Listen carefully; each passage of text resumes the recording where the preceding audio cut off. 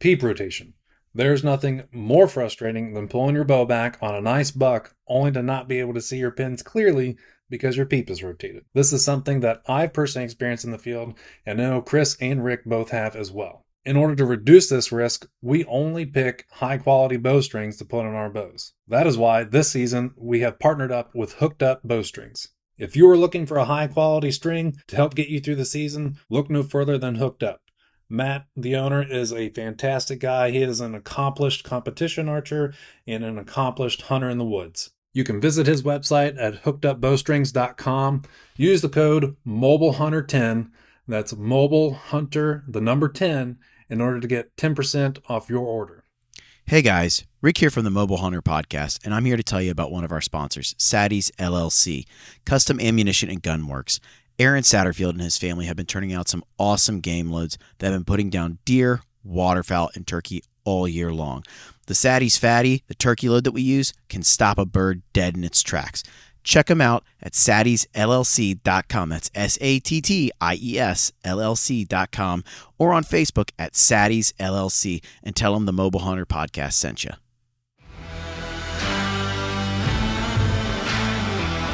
Welcome to the Mobile Hunter Podcast. Our mission is simple. We want to help you become a better hunter. We believe that mobility kills and efficiency will set you free.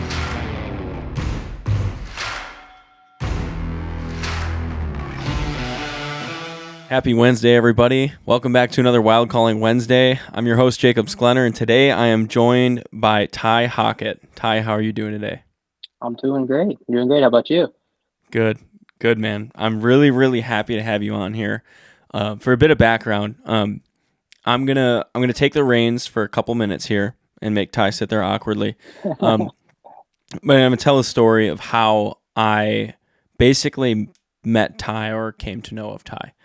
I was out in Nebraska, and I will say all this is covered in a YouTube video on my channel, The Wild Calling. It's my second Nebraska video.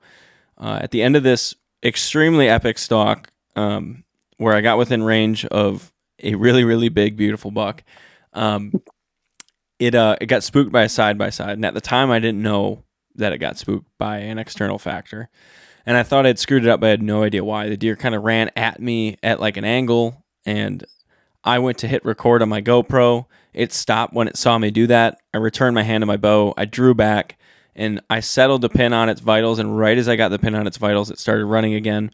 And my mind, once I had hit its vitals, was already trying to squeeze off that shot, and I was just screaming no to myself, and I, like an idiot, just slapped the trigger, sent one way over its back. A really stupid decision to shoot, but again, very subconscious. And man, was I devastated just watching that buck run for a mile, as they commonly do in Nebraska. And you sure can see them for that long. And I just felt completely crushed. I had gone through such a grind of hunts before that. I had my spotting scope break. I borrowed a friend's. I had just a bunch of stuff go wrong that was off camera. And I finally got out there, went on this amazing stalk, and got within very close range of one of the biggest bucks of my life, what would be my second biggest buck ever. And yeah, I was nothing short of devastated. And I had called a friend or two. I called Jake Bush, my dad, and my buddy Cam, and just explained to them what happened. And I was, of course, down in the dumps and, wanted words of encouragement. And, I was kicking around in the brush trying to find my arrow. And then I kicked around trying to find where that velvet was ripped off, and I looked for about a minute for the velvet. And so this is about 4 minutes after that deer ran away. And I look up on the hill, and I'm like 2.5, 3 miles back. It's like 85, 90 degrees. And I look up on this hill by all my gear right as I get to my boots that I had taken off for the stalk. And there's a 60-something-year-old man with a dog way the heck back on this public land wearing a blue shirt. And at first, I was so down in the dumps and dehydrated and whatnot that it just didn't click that there could be another hunter back here. And And so I went up to that hill. I remember being such a dork. I didn't even put my boots on until I got to the top of the hill.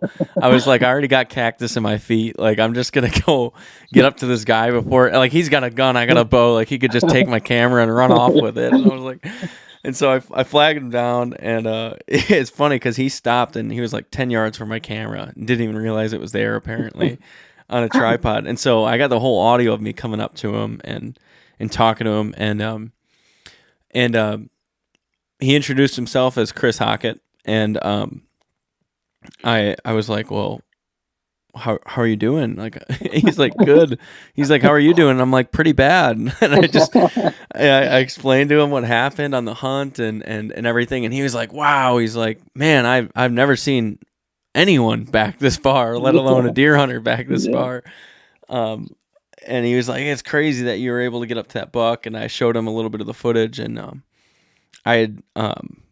he was like, well, I'll just back out of here. You know, if you're hunting here, I'll just back out and I'll leave this area alone. How long are you going to be here? And I was like, I'll be here through the end of the week. And he's like, oh, I'll be here much longer than that. You know, just don't worry about it. And I was like, you know what? Like, it's public land, and like, it'd just be selfish of me to take this over. And I just busted a buck out of here.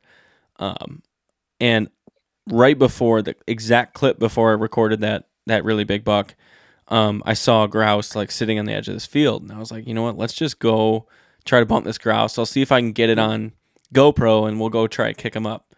And Ty, in hindsight, I was following these wheeler tracks, and I was wondering what the hell it was in the moment.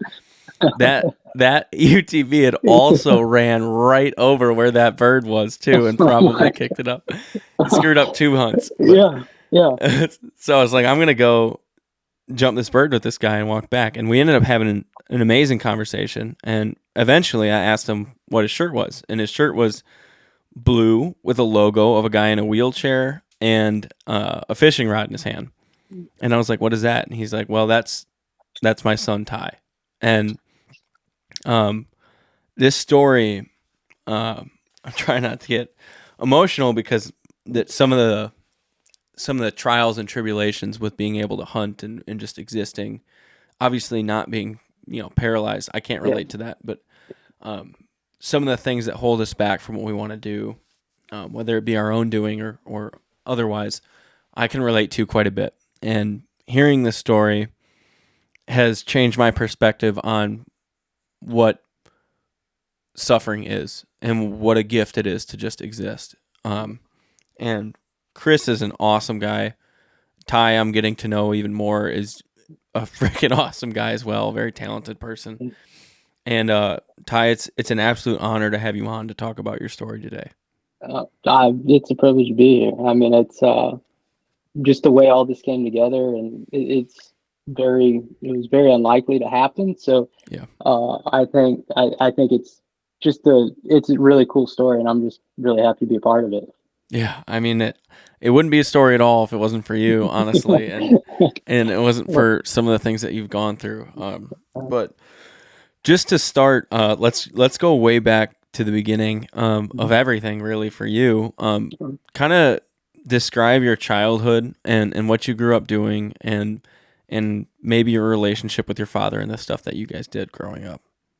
Yeah. So as far back as I can remember, I mean, as a little kid, my dad's been taking me out hunting, fishing, training dogs, whatever it may be. And I mean, I grew up, a lot of kids. I mean, I played baseball, but outside of that, like, I wasn't like big into like, big group activities and things. I was just out with my dad. I mean, hiking, hunting, fishing, and that kind of thing. And we did that, like I said, from the time I think he started taking me when I was, 2 or 3. And looking back on it, especially now that I'm a dad, like, I was so fortunate to have somebody to, he didn't go out with his buddies. He went out with me. And as you know, like, just having somebody introduce you to hunting and take the time, especially as a little kid. And like I said, now that I have little kids, the patience it takes to take them out and go, I was very fortunate with that. And I did that with him, up until I was a teenager. And then I just kind of took over and started hunting by myself, as most teenagers do. And where I grew up, I was very fortunate. Out in northwestern Kansas, there's not a lot of people, but there's a lot of things to hunt, and so at that point, I started deer hunting on my own, bow hunting, and waterfowl hunting, of course, and upland hunting, but stuck together and hunted up into my accident, and then of course after we hunted even more. So that was always. I'm not a big. A lot of guys go out and hunt, particularly waterfowl hunting. They have 10 guys with them, and I've never been that. I've just go out with my family or some of my close friends, and now, like I said, I get to take my son. So that's a short version of my life. It's just been. I was homeschooled, and I would do a lot of my schoolwork during the summertime, so I could hunt in the fall and winter. So That's I awesome. kind of live and breathe it, and after I got hurt, that wasn't going to stop. So Yeah, that's awesome, man. And man, I love family dynamics like that. Like, there's a family in this area, the Barber family. I've become really good friends with one of the boys, Wyatt Barber, and a little bit closer with some of the rest of the family. I don't know if you follow the UFC at all, but his older sister's Macy Barber, and she's like a potential contender for a title in the UFC actually coming up. So very, very hardworking families you can imagine. I yeah, think all of them fought to some extent. Wyatt fought professionally, but just the kindest, hardworking people you'd ever know. that's awesome. Um, I know. Speaking to Wyatt, he works like 72 hours a week in the off season, Oh so my that God. yeah, so he can afford to like just hunt during deer Yeah, season. And that's awesome. That's yeah, I awesome. was very fortunate to be able to help him drag out his buck last week and Oh, last week on Friday or whatever. mhm. And we are a long ways. I'm not going to describe the nature of the access, but we were a Yeah. long ways back and really wet into this marsh, and it was like all my gear had a coat of ice on it. It was like 30 Oh, wow. degrees. Oh, Yeah, wow. breaking ice off of our gear. And it was him, his mom, his dad, his younger sister, his brother, and his younger brother. And two of them are extremely young. Wow. Go miles back into this marsh to help recover deer. Like, just the Yeah. coolest freaking Yeah. family, dude. Like, Yeah. all given immense respect to the animal and just Yeah. super kind and pleases and thank yous. And man, That's like, awesome. what an admirable family they are. But that bond that they have as a family to be able to go out and hunt together Yeah. is amazing, really. And it's kind of inspirational to me because like my dad can't quite keep up with the way I do stuff. No shocker to many people, can't keep up with the way I do Yeah. stuff now, um, but he's getting back into it. But seeing his dad just be able to hunt independently at the level Wyatt does, but also be filming for their hunts and doing stuff like that. It's Yeah. oh gosh, I mean the bond that they have as a family, just from the outside in and not much experience, seems phenomenal. Yeah. And I would advise anyone listening to try and take someone to the outdoors for that reason too. Yeah. Um, Yeah.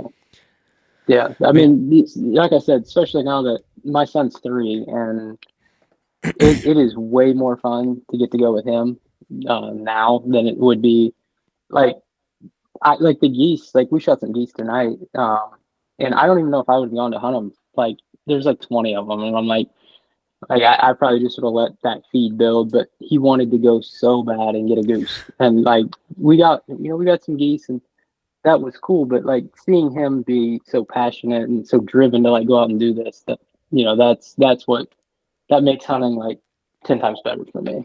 oh yeah, it's like seeing what your father must have been seeing when you were younger. Like Yeah, that yeah, feeling for me of like, there's always that moment, and usually it's yeah, like after a kill or something. yeah, But it can be found in many other ways. But there's always that moment where they look back at you like, did you just see yeah, that? Or did you just yeah, hear that? yeah, And yeah, you just see in their eyes that raw emotion that you felt as a kid. You're like, yeah, oh my gosh, like that's yeah, it. Like yeah, this is everything to me, yeah, And yeah, I mean I don't have a kid, but yeah. I'm getting a friend into hunting quite a Uh-huh. bit. Getting my fiance into hunting a Yeah, lot this year, yeah, and it's like the joy of my life to be able to share that with Oh them. yeah. Oh yeah. Way more so than getting a animal myself. Yeah. Yeah. So Yeah. Yeah. that's amazing to see you pass that. Yeah. I got a really good friend of mine. Um, he started hunting with me 2 years ago. Like he never hunted, never been really into outdoors and stuff, and uh, it was really cool. Like to see his excitement. Like when we got geese just to land right in the decoys right in front of us, and he got his first goose and got his first dove and all these things, and uh, getting to watch him do that, like I wasn't even worried about shooting. I was like, you shoot, like you shoot first, and we'll go from there. So yeah, I get that. Like, um, and I think it's important, like when you're taking new people out, like don't take like a whole bunch of people. Just like you and that person go, and you can teach them, and kind of it can be a real learning experience to them. And then that's what I did with him, and it was really cool. Yeah. Yeah, absolutely, man. That's another topic in and of itself that we could probably talk about all day. And one worthy, honestly, one that's Yeah, absolutely worthy yeah, of a lengthy discussion like that. yeah, But even more so, let's go back to your story here yeah, and talk about so basically at this point you've hunted independently, you've kind of started yeah, to do it by yourself. yeah.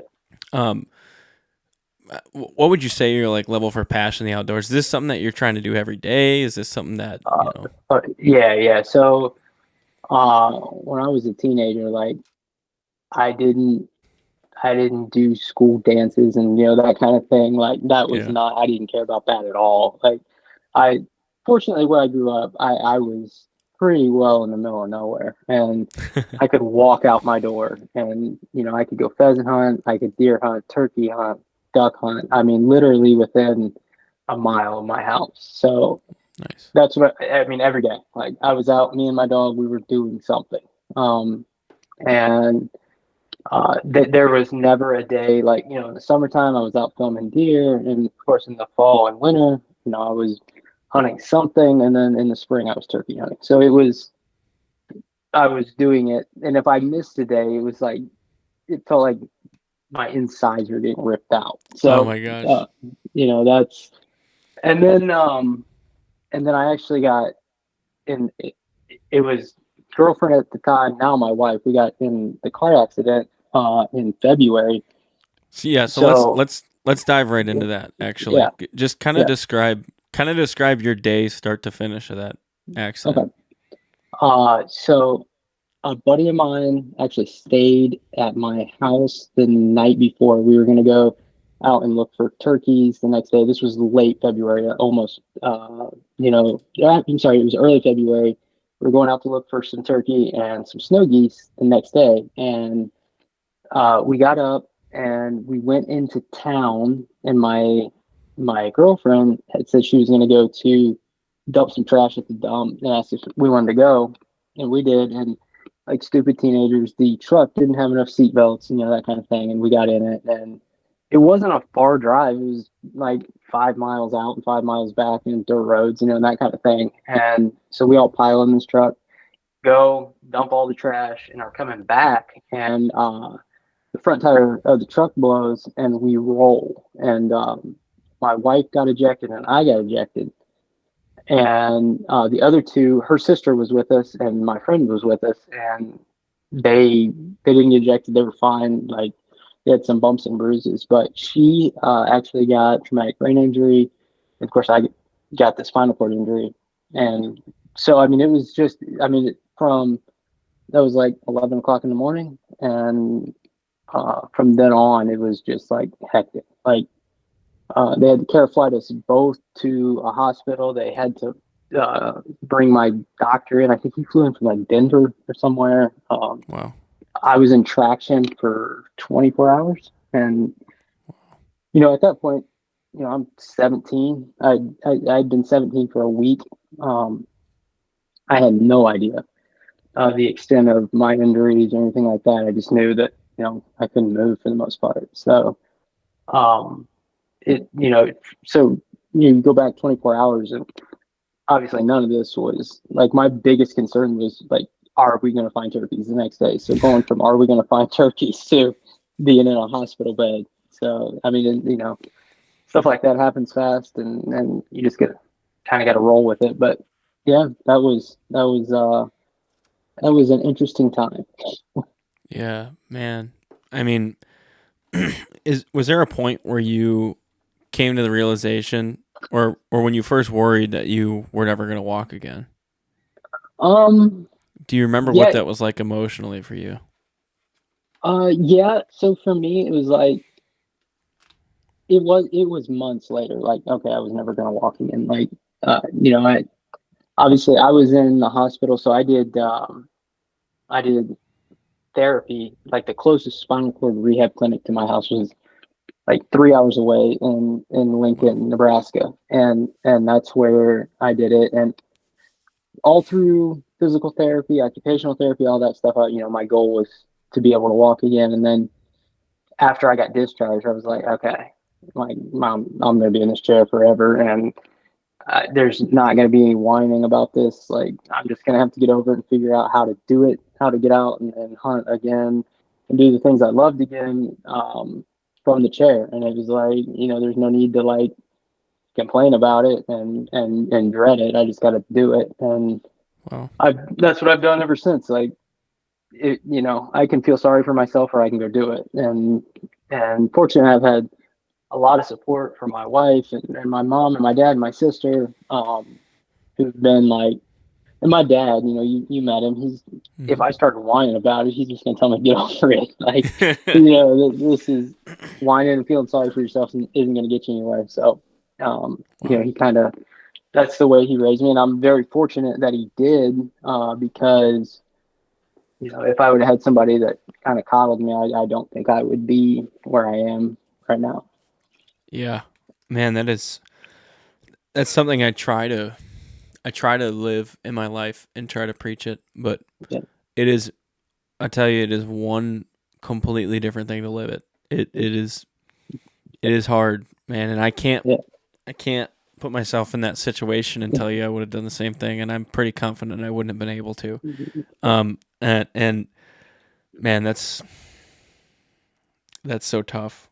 Yeah. And the You know, fact that you rose to it and just decided like this is the way my life is going to be, and I'm going to make everything I can out of it is, I think, something that we should probably as human beings take in a lot more minor inconveniences. We should probably handle it the same way as well. But yeah, it definitely makes you appreciate like looking like especially now, like when I go hunt, it's like, man, if I could walk, I could go kill so many more birds or deer or whatever if I could just like step over that tree that's fallen over, and now, you know, I can't get there, you know, or I can't mhm. turn to shoot. There's like so many times, like, because after I got hurt, you know, I bow hunted, I killed deer, like I shoot, like I did not want like a whole bunch of adaptive equipment. Like going into hunt, as you know, you're carrying enough crap the way it is. Like I didn't want like, you know, all these things attached to my chair.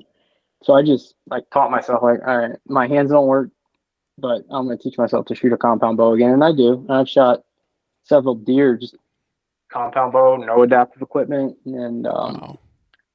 you know, it's like there's so many times that I've had bucks that are just like, if I could just turn just like a little bit, I could shoot them, but you know, in a chair, like that's not going to happen. So Yeah. it's frustrating. Like I still to this day, I get frustrated. Like there's, you know, I primarily waterfowl hunt, and if I could just turn just a little bit to the left, you know, I could shoot more geese or shoot more ducks or whatever. But um, and my wife, like if I complain to her, she's like, "Shut up," like you know, like I don't want to hear it. So, but that's the kind of the mental aspect of like, man, it could honestly, like if I didn't have use of my arms, like I come very close to not having use of my arms, and that would make all of this so much worse. So, I mean, in the long run, I'm fortunate to be able to do what I do. So, Yeah.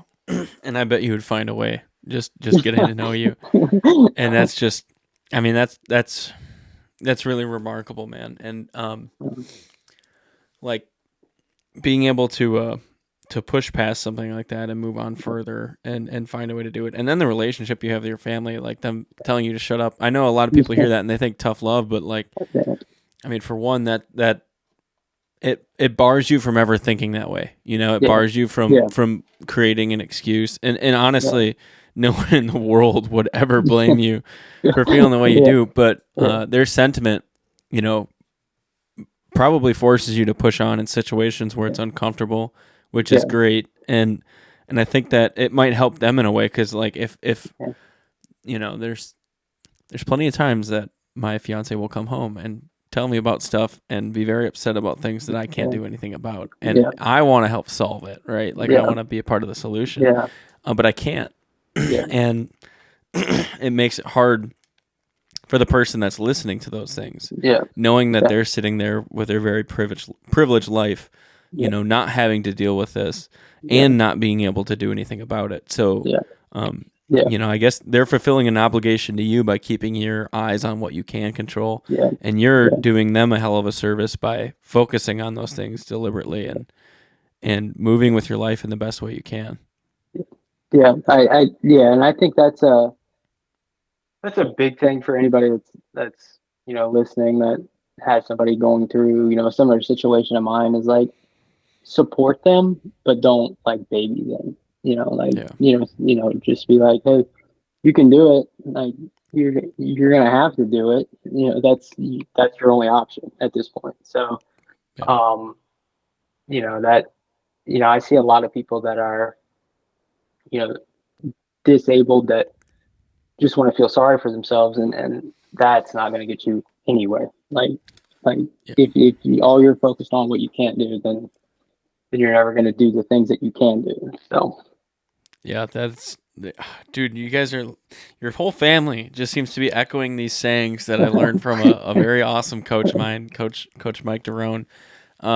He always said, when I had concussions, like very severe concussions, I had to quit football, and when I got him again in wrestling, I tore ligaments in my knees and all sorts of different stuff. He would say, like, quit being upset about the things you can't control. Quit being discouraged by the things you can't control, and be encouraged by the things you can.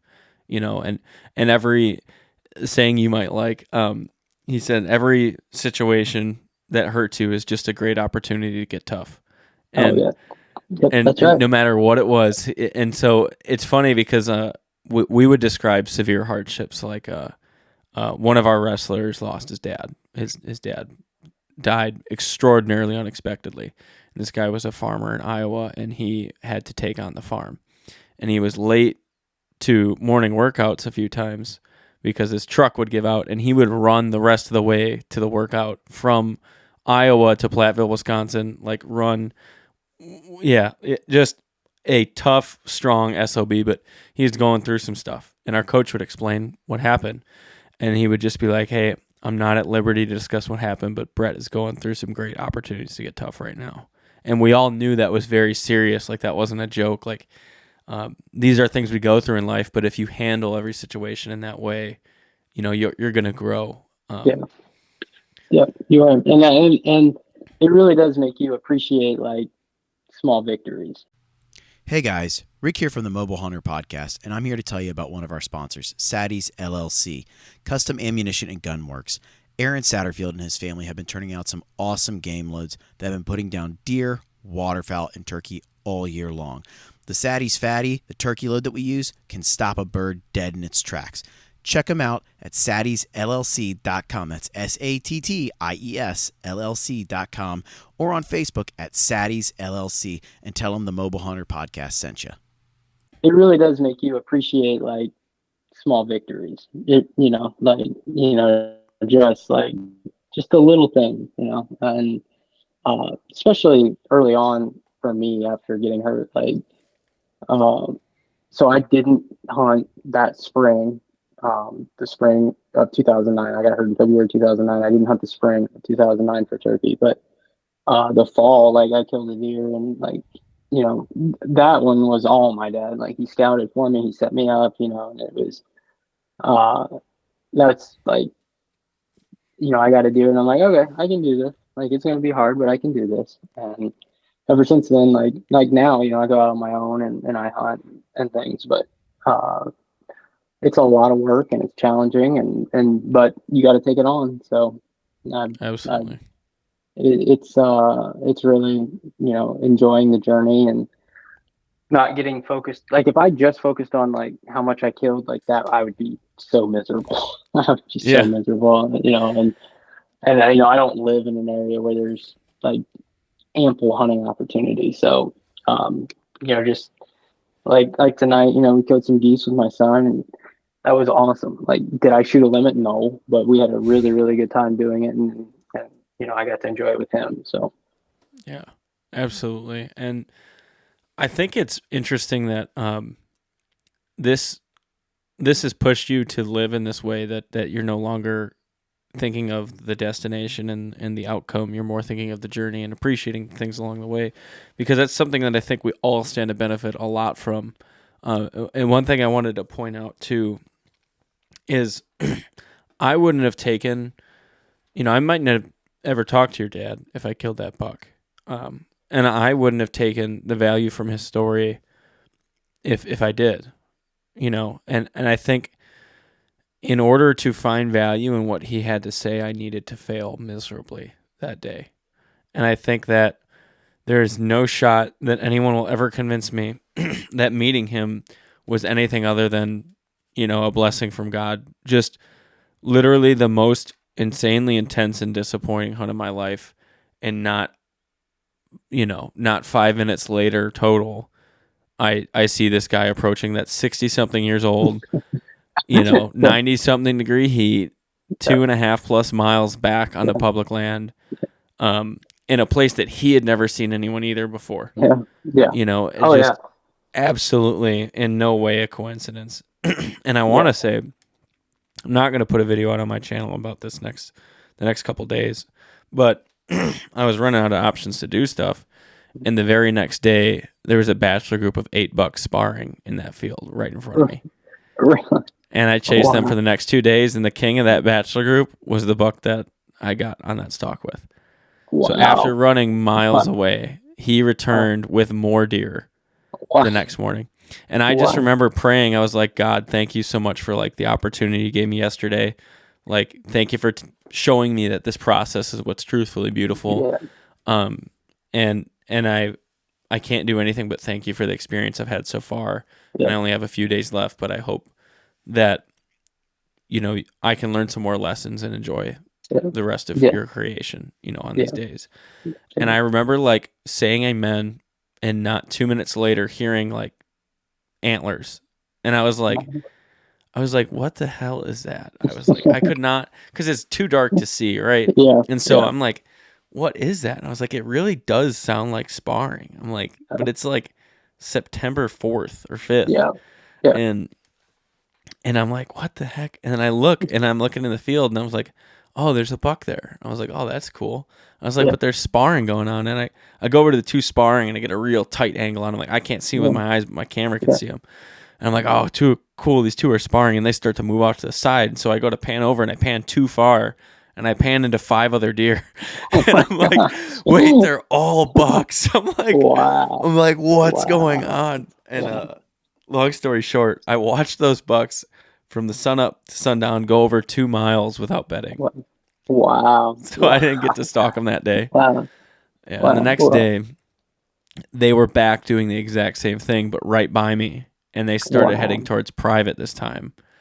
So I thought they were going to go 2 miles into private. I rushed to cut him off, and I got within 80 yards of that big one. But the wind swirled, and he busted me. But Wow. Well, you got... That's some blessing right there. That's some luck right there. Yeah. Well, now, I mean, at least you got a spot, you can go back to. I mean, that's really cool, though. I mean, to have so many encounters. I mean, there's a lot of guys that go out there and never see a buck just because, it's so open and there's a lot of ground you got to cover. So I give it to you for even finding them and then getting so many opportunities to see stuff like that. That's awesome. Thank you, man. I appreciate that. But I mean, I would say you stand to gain so much more through failure, and even in the direct result of learning, but the indirect result of how you gain as a human being and who you become through challenge and difficulty. I mean, failing a hunt is such a microscopic level in the concept of of life and everything you can go through. But so you're faced with, at this point, you get home from your therapy and you're like, I got to find a way to hunt, right? And it sounds like you really wanted to do it without adaptive equipment as well. And a term I'm familiar with, my fiance is an occupational therapist, and speaking of when you were saying don't baby them, there are certain people that will demand that she wipes their butt, Oh, literally. Yeah. Oh, yeah. She works in a hospital when they're way more than capable of doing so. So that mentality can completely take you over. Yeah. Oh, yeah. Which is very For sad. sure. For sure. Yeah. And that's I had really good therapists after I got hurt, and my PT was like, you're just gonna do it. Like you're not gonna be, in a fully automated chair that you just push a joystick. Like, I know, like, you can do more than that. Mm-hmm. And so that pushed me to be able to do the things I'm doing now. So I mean, from the get go, she's like, we're gonna get you there, and then you're just gonna do it. And so yeah, that was, Wow. at the time, I'm like, this lady, she is crazy. That's what I thought. Like, and but looking back, like, yeah, that was a huge blessing for me to have her pushing me, and so I think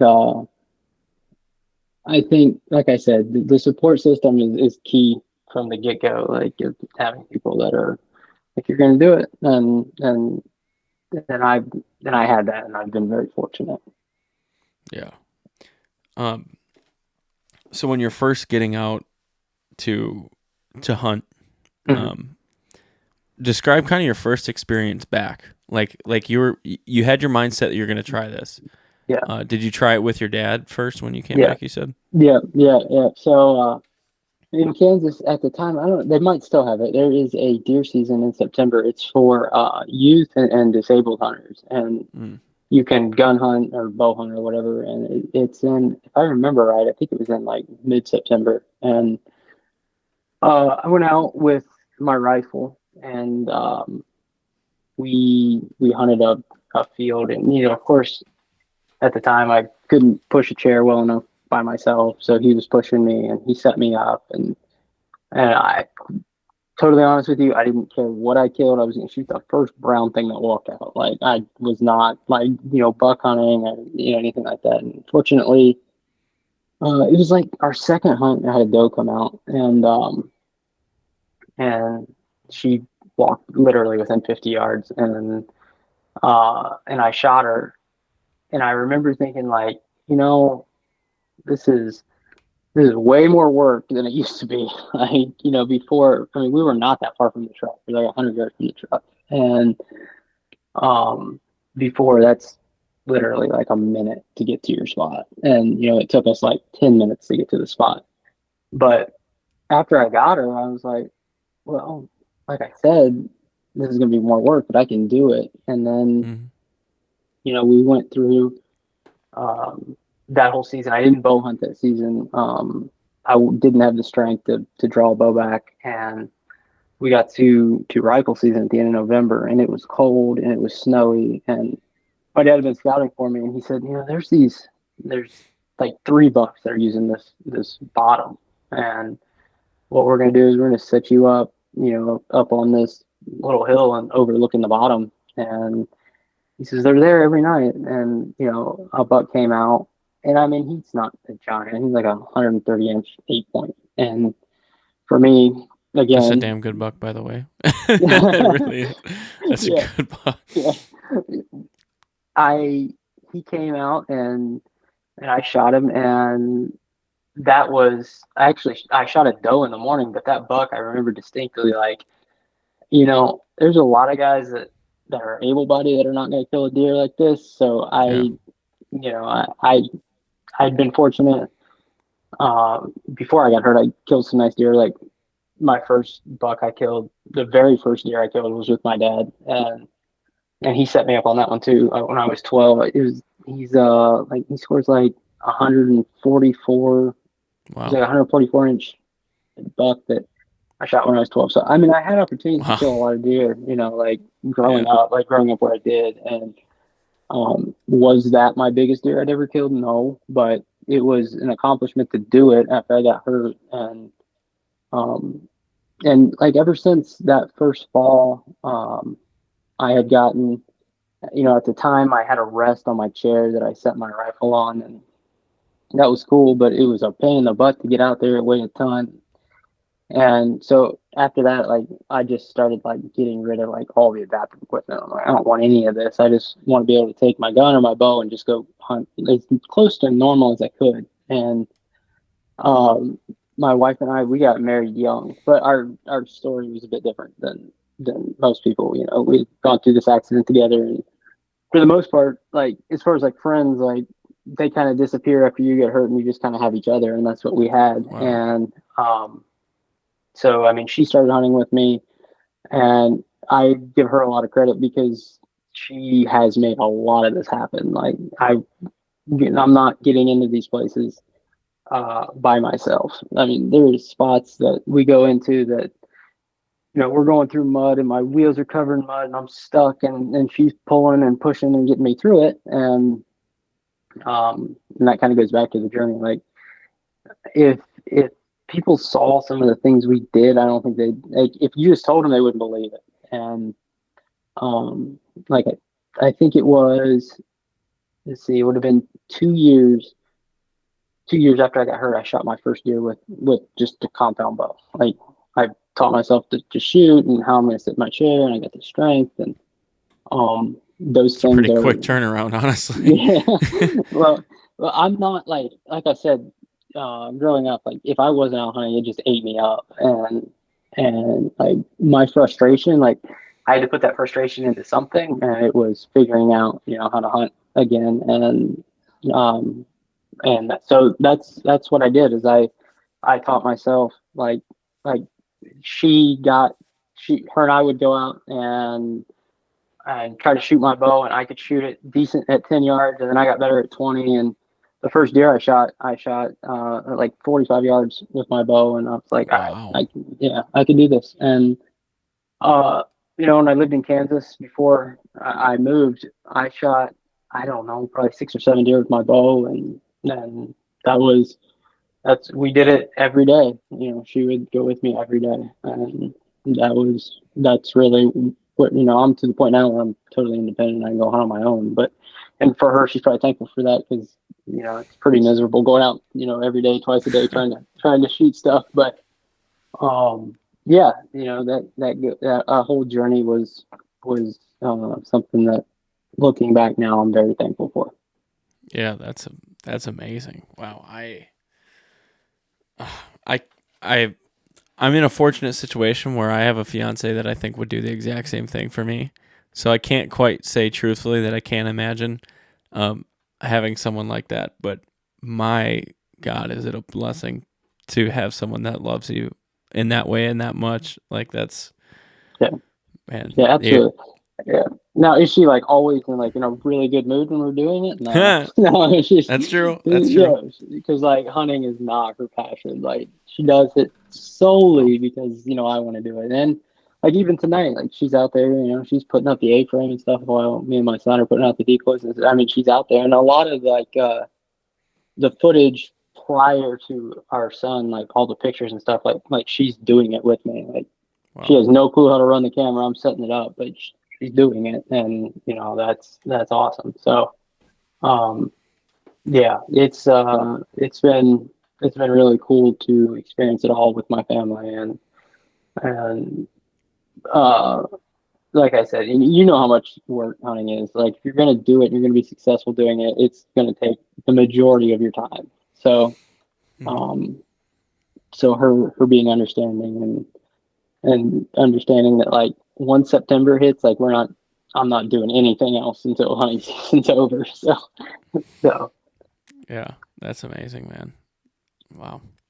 Um, talk about a little bit of what you've done with Split Read and maybe yeah, some of the opportunities you've had since then that I've seen yeah, some really amazing stuff that's been out I about you on appreciate it. YouTube as well. Yeah, The I Adaptive appreciate it. Pursuit video by Yeah, Split Read comes to yeah, mind, but Yeah. So that's one of those things like we all talk about the negatives of social media, how they impact hunting, but the positives is like you get to connect with people that otherwise you wouldn't have, and it all Nick, the guy who kind of started Split Read, he reached out to me and like, hey, what do you think about a film? And I'm like, I'm down. Like, if whatever you guys want to do, I'm totally for. And so we kind of worked out the details, and I got to go out west. I'm not going to say where because it's kind of one of those spots that not a lot of people know about, but it's really good. But I got to go out west with him and some of the other crew at Split Reed, and got to film. I got to do it twice. I got to do an early season goose hunt and then a late season hunt. And um, so for me, that it's usually when I go out and hunt, like if we're filming, like I'm the one doing it. To being filmed um, it was different because, Hmm. as you know, running cameras while you're hunting, it just makes it way more challenging. Oh And yeah. so to see those guys, I mean, those are like true professional filmmakers. Like these guys are not like me who are just kind of like winging this whole thing. They go out and they have shots, and it was really cool to see them work. And like my story getting told was awesome, but for me to appreciate how much work they put in on finding birds and getting the shots and the filming and all that, that was awesome to me, and I've built a relationship with them, and now we're good friends, and we're Snapchatting, and that kind of thing. And That's awesome. yeah, that like I said, there's a lot of negatives to social media. People wanting to be famous and that kind of thing because they killed a deer, they killed a lot of ducks, and that kind of thing. But the cool thing is the relationships that you do build through it. Like us right now, like this would never be we'd never be doing this if it wasn't for social media. So I think Split Read, I've gotten to work with them on a couple projects now, and they're great people. And um, something experiences like one of those hunts, I never would have dreamed to go hunt the places we did, and I got to do it. And I think it was just cool for them to kind of see how I do it. Like I'm not saying like I'm doing anything special, but they got to see somebody who 80% of their body doesn't work going out and killing birds. So That's pretty cool. yeah, that was something that I'll always remember. They're like, do you need anything? I'm like, nah, just put me in the blind and I'll take it from there. So Yeah. uh, yeah, that was cool. Yeah. Man, that's cool. I would love to. I would love to see you do that. Oh yeah, yeah, we're gonna I have gotta. to. Have you ever waterfowl hunted?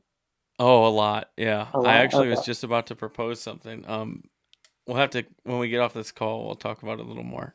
But there's a place in Iowa. I used to go to UW Platteville, which is southwestern Wisconsin. So bluff country, and then you got the Mississippi Flyway right there. So there's a place in Iowa that you could definitely access from a wheelchair, and on a specific year, you may just literally have ducks landing in your lap the entire morning. Um, That would be awesome. yeah, So, yeah, we have video of us grabbing them while it's still dark out, oh like my flying into gosh. us. Yeah, Oh on my public gosh. land. Now Oh it's a yeah. popular spot, but Yeah. um, Yeah. if we play it right, and if I play it right and tag out Yeah. on Yeah. this buck I'm Oh chasing, yeah. Yeah. um, uh, a November hunt Yeah. would be nothing short of amazing out there. Yeah. And I'm and I down got for that. I got a friend that works really closely with Hometown Here Outdoors, Um, and does a lot of charity work. He's a really, really, really nice guy. Got me into a lot of hunting around there. That would awesome. absolutely love to take you out. He takes out Oh, his that'd be little sick. daughters, and his That'd daughters be are sick. freaking adorable killers. That's awesome. That's awesome. Um, but man, what an experience that would be. That'd be pretty Yeah. cool if we could do Yeah. that. Absolutely. Absolutely. Yeah.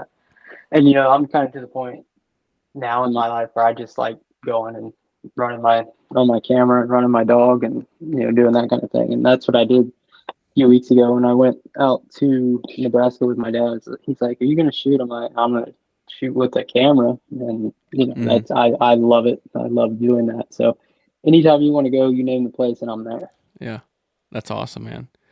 Now, I'm not going to go into specifics because Yeah, I can't give away the property or anything like that in yeah, Nebraska. But yeah, did you guys go anywhere near where him and I went at all? yeah, yeah. We're all around that area. Wow, Yeah, wow. yeah, The fact yeah. that you're able to navigate. Oh my gosh. Yeah, yeah. Uh, That country, like people think of Nebraska and they don't think of that kind of country, and not at it all. is like you're talking about doing a stalk without your shoes. I'm like, I cannot imagine like Hmm. the sandburrs and the cactus and all that. Yeah, Yeah, I yeah. actually just pushed the last piece of cactus out of me last week. Like Oh my my gosh. shin, right Yeah. below my knee and my shin has some like really big scarring from different pieces of cactus I can that have imagine. had to me. I can imagine.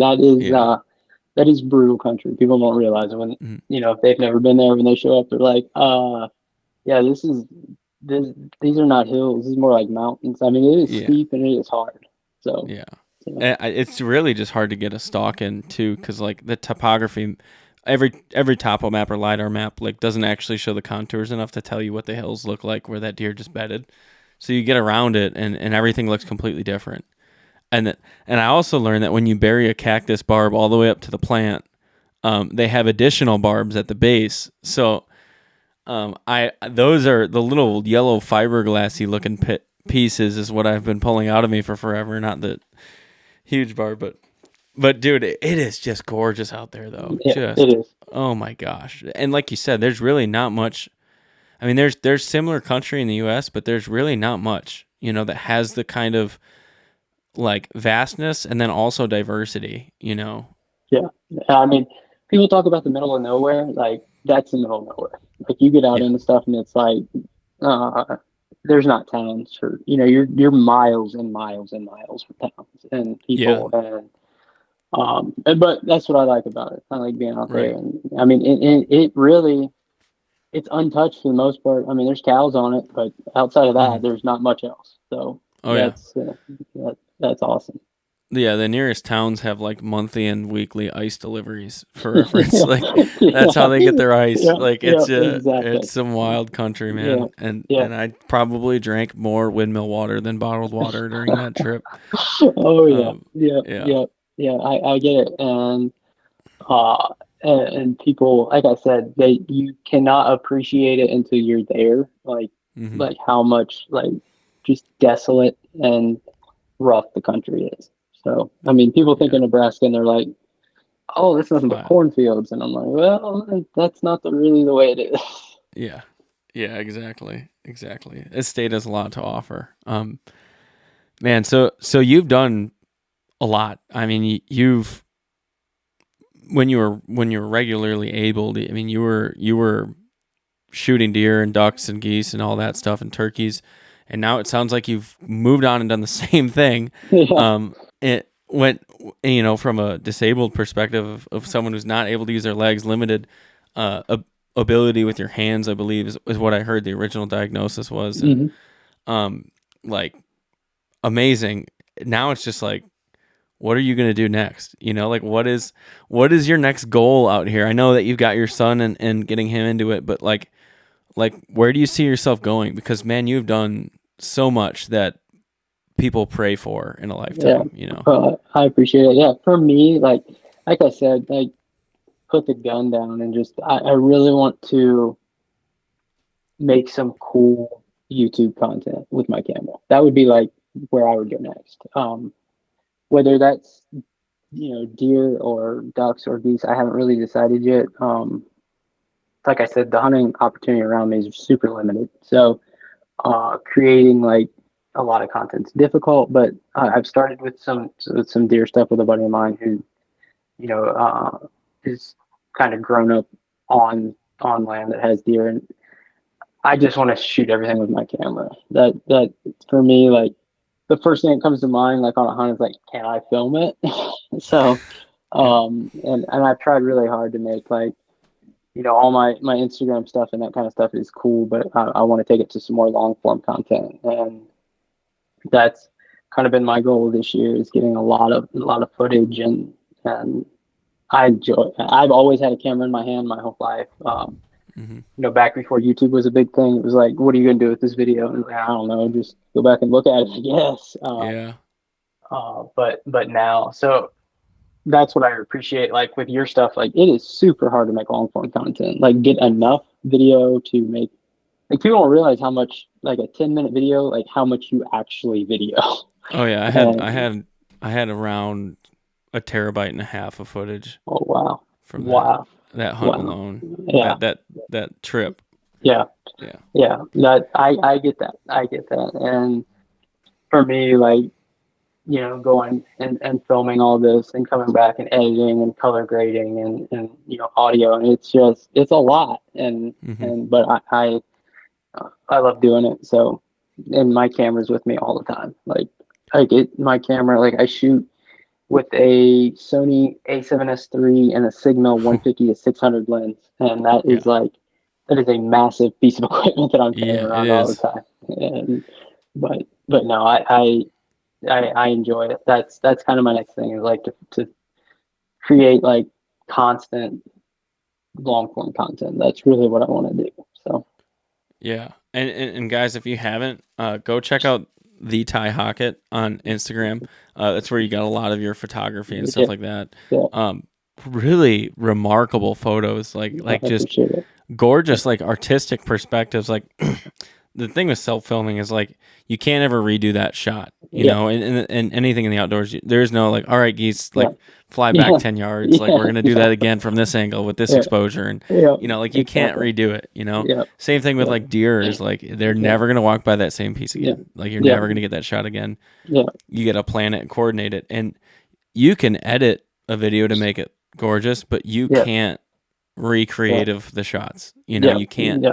have that eye. And dude, you have it. And like Oh, I that's appreciate something it. that yeah, dude, like that's something like you just that will take you to the next level, and that's something Yeah, I need to get better at and want to get better yeah, at. I appreciate it, bro. Is planning shots in such a way, but Yeah, you've got some just gorgeous photos and some short videos and stuff like that yeah, on there right yeah, now. yeah, And I appreciate it. um, when you Yeah, get into editing, let me know, and I can give you a lot of headway on some of those things, and I appreciate that. I that would appreciate be it. no, dude. I would absolutely love to see you take that on. And Yeah, then I will say, being as someone who's seen has gone extremely down the wormhole or the rabbit hole with it, just do it to the extent that you love it. There comes a point with a lot of people that film that they're doing it and they're loving it, and whatever it is, maybe there's more involvement from other areas and stuff like that, but eventually you can get to the point where your purpose in going out transforms into getting the shot, and it transforms into making a video, and that's when it becomes far less enjoyable, and you start to get this anxiety around hunting and stuff that you're like, where is this even coming from? Like I never felt this before, and you're like, maybe I'm just not enjoying hunting like I used to. Maybe I'm getting sick of it, and it's really just like the reason that you're hunting is transforming. And so I would say, and I say that to everyone, just do it to the extent that you love it. And if you are starting to resent it, take a break from it. But I know you're going to push your way through it. And like when you make videos, it's going to be a freaking grind sometimes. yeah, You're going to be many, many, many hours into the edit, but like have something that, in knowing you, have something that you want to convey in mind, and make the purpose of the story relaying back to it. And then when you get to the end of that video, you're going to see that vision come together, and you're going to be so freaking proud that you were like able to put together and demonstrate the message that you have in it. And I think that is just, if I had the quality of footage that you get like on the regular, and just the amazing story that you have built into every hunt that you go on, just from a standpoint of what you've overcome, gosh, like I can't imagine what you're gonna do, dude. Like it's just I appreciate it. it's already inspirational to me at all that you're getting out in any way, but now you're like, I mean, like I felt good about self filming, but now I'm gonna have to find something else to like put me apart. like Well, this that's guy what. is just making us all look bad here. No, no, not at all. No, that's what I, because my wife watched the video with me, and that one your Nebraska, and I'm like, man, like he is a storyteller. Like you're really good at that, and that's what makes the video and all your videos so good is like your ability to tell a story, and that's what I'm not very good at. Like I'm like I can get the shot, but the storytelling part I need to work on. So nah, you're doing fantastic, and Thank and you. and it does. For me, like I'm always thinking about like how I'm gonna get, the lighting and all that stuff, all that footage. It's very difficult to one hunt and two think about how the footage is gonna come out. So Yeah. yeah, that I can't imagine like the amount of just just thinking that goes into your hunts, like self filming, you're shooting, you're filming, you're doing all this stuff. So I Yeah. I've I've never had to do that. Like I said, my wife goes with me most of the time on film. It's either like now it's either I'm going out and she's going with me and filming and I'm hunting, or I'm just filming. So Hmm. that's self filming is a whole another thing that would be way more challenging. So I give it to you for even attempting it, let alone accomplishing that. Thank you, man. Well, you Yeah. heard in my hunt there, if I wouldn't have been self filming, if I would have chose to shoot instead of press record, that deer Yeah. would have stopped at the Yeah. sight of me drawing instead Yeah. of the sight of me going to hit record. So Yeah. it Yeah. can be to your detriment at times Yeah. too. Oh yeah. I can imagine. I can Not imagine. every challenge is a beneficial one, I will say. I'm sure. Yeah. Sometimes you're spinning your wheels more than you're gaining traction Yeah. and moving forward at Oh times. yeah. I Yeah. feel. Yeah. Um, but I will say, from the storytelling perspective, I've never like made something with the purpose of telling a story. I've never been like, I am gonna get this shot and go on this journey in order to tell this story. And I've never like gone on a hunt and beforehand been like, this is what's happening. This is what I want to tell everyone. But when you sit back, and there's never a hunt I've been on where something did not go against plan. Yeah. Like Oh yeah. that, every hunt I've ever been on, and that's kind of like the nature of public land and self filming and all that. Like some things are gonna go wrong, and I feel like where I thrive is learning from those things. And I don't like, I'm not some great whitetail hunter or whatever, right? Like I'm all right, but I feel like what I have been able to lean into as one of my strengths, and the reason I found at least some success as a young dude, is I grew up, getting my face pushed into the dirt, and like in every sense of the way possible, in every discipline of my life, and I was left with learning from it. And I became very, very good at failing, and very, very good at pulling something out of that failure. And that's kind of transcended into what is like storytelling is like, okay, everyone's going to come here and see a hunt. Everyone's going to see me walking up and trying to get a shot on this deer, or this deer coming in range. Everyone can see that, right? But what they don't see is the emotion I'm feeling and what I went through beforehand and all the things it took to get here. And to this day, like my favorite message that I ever told in a hunt was from my Wisconsin buck last year. I'd spent all year chasing this giant 12-pointer that was just deer I didn't think could exist on public land. And I got within range of him 4 times and couldn't shoot him because of cattails. And I was just telling everyone I knew, like, this is the buck of a lifetime. Like, I have to do this. I have to chase it. And I have to kill this thing. And then I fail while I'm in Ohio. Someone else kills him. And I come back and I have one deer that I could chase. And I try to figure him out. I got 3 days left to hunt. And on the second day, I end up killing him. And I'm ecstatic because I just killed the biggest buck I've ever killed in my life. But I call my dad, and I call my buddies, and I call my brother, and all these people come out, help me drag it out, and we just go through the most hell of a drag. I'm grinning ear to ear the whole time. And there's this moment when I bring this deer home, and my sister carries out my 3-legged cancer-ridden dog that is 14 years old now and still kicking. And she just loves when we bring home animals. She was a really big bird dog. She loved pheasant hunting. And she's like smelling it, and I watch like the rest of my family come out the door, and a friend I haven't seen in a while come out the door, and I was like, man, like this is the experience that my life has been working up to. Like this is what it means to have the buck of a lifetime. Like that big buck is nothing. You know, that big deer I was chasing is not the buck of a lifetime. Like the buck of a lifetime is all the things I've been through to get to this point in my life, and all the people that have supported this coming together. Like this is what a lifetime means, and this is what matters in my lifetime. And I think in that way, like everyone can have those experiences. And Ty, I think if you just lean into what has happened to you, right, and not from a perspective of like, you know, I know you wouldn't do this, like you're not trying to, you know, play the victim game and say like, I got all these things wrong with me, this is why this is remarkable, but more so like, what has that given you in life? What has that taught you is most valuable?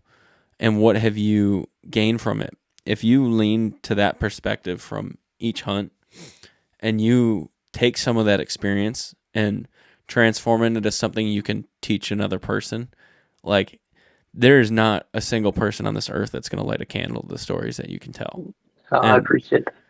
Yeah. And it's just, I'm very excited to see it. And I would love to just talk to you more, you know, in the future here about all the things that you're going through, and especially teaching your son how to hunt, because I'm going to be doing that someday with hopefully a son of mine. Yeah. And I want to learn from that perspective a lot. But in the future. This I think our relationship is just getting started. I think we're gonna get to do some cool stuff, because I really appreciate your outlook on it. Like it's not about like the kill. Like it's that's a part of it, but that's not the whole story. And that's, especially as I've gotten older, I've really appreciated that more. Like I don't even post, like, we kill birds, and I don't even post it, because it's like that's not like, if I post a kill, it's because there's something special that went along with it. So that I've learned is like the kill is only a part of it, and then the story that went with it, I really appreciate more now that I've gotten older and I've gotten to do it. So no, I think your outlook on it and my outlook on it really align well together. Yeah. So I would be super stoked to be able to do more with you. Absolutely. Well, thank you very much. That means a lot to me to hear, and you're welcome to do anything with me anytime, man. You've always got a seat at my table, and you're always welcome on any hunt I'm going on, and I would love to do that. And I know my fiance, from an occupational therapist standpoint, would absolutely love to have you guys out here and learn from you and the treatment you've gone through as well. And that'd be cool. And that'd be real cool. Another thing comes to mind is if you've never ice fished before. No, I haven't. That's something that is certainly, it doesn't seem like it, but it's certainly wheelchair accessible, and we happen to live on a fishery that I have grown up fishing. That'd be sick. And we have a place nearby that would, we'd house your family, of course, and you guys could all come out and experience it. We'd definitely enjoy that. Just getting outside. Like I've never done that. That's something that I've seen done, but you won't be freezing the whole time. I'll say, like we have ice shanties and heat, and like you won't be freezing the whole time. That's perfect. I will preface it. That's perfect, because there's been a lot of days when I'm trying to shoot birds and I am freezing. Like I think it was 3 years ago, something with my cousin, my wife, and bunch of ducks had been in this field the day before. We went out there, sat all day, killed one duck, and my share froze to the ground. They had to like break me loose. Oh my gosh. So yeah, being where there's heat would be very much appreciated. Yeah, absolutely. Well, we would be happy to have you out there, man. But that would be awesome. Yeah, Ty, let's direct some people to your media channels here. First, if you guys haven't checked out the Split Reed video, Adaptive Pursuit, on YouTube, please check it out. Really, really, really cool video. Very, very cinematic. Kind of a really beautiful video as well, that tells your story.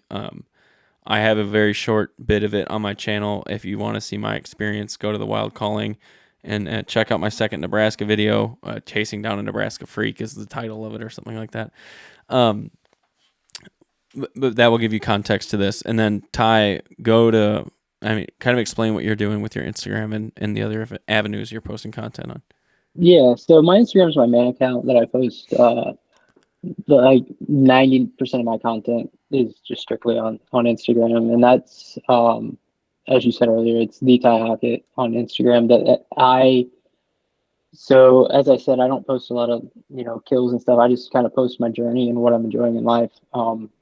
And I do have a TikTok, but TikTok doesn't like me too much. They seem to delete most of my stuff, but it's the same. It's the Ty Hockett, and yeah. So as you said, my photos and some short form content that I've done is all on my Instagram, and then the Split Read YouTube channel.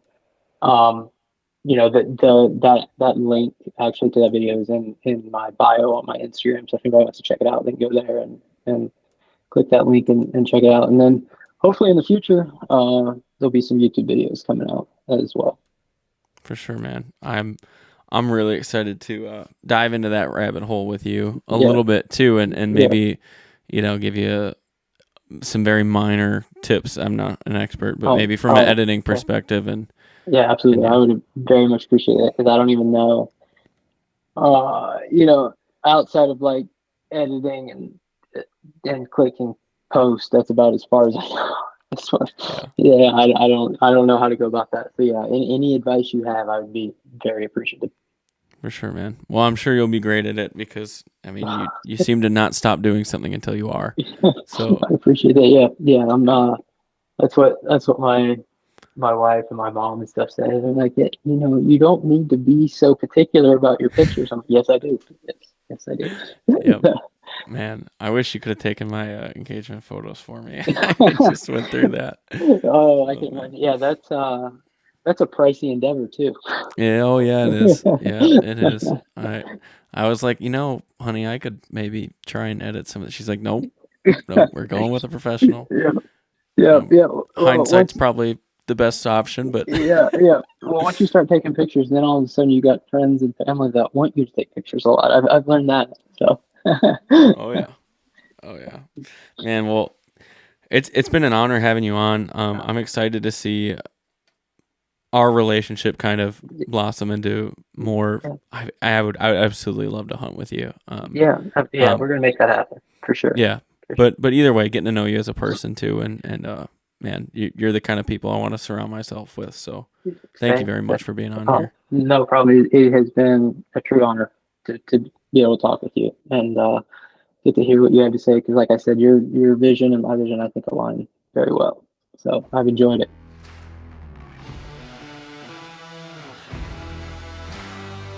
Thanks for tuning in to this week's podcast. The best way you can support the podcast is by sharing online and with your buddies at Deer Camp. Please follow us on Facebook and Instagram and leave us a 5-star review.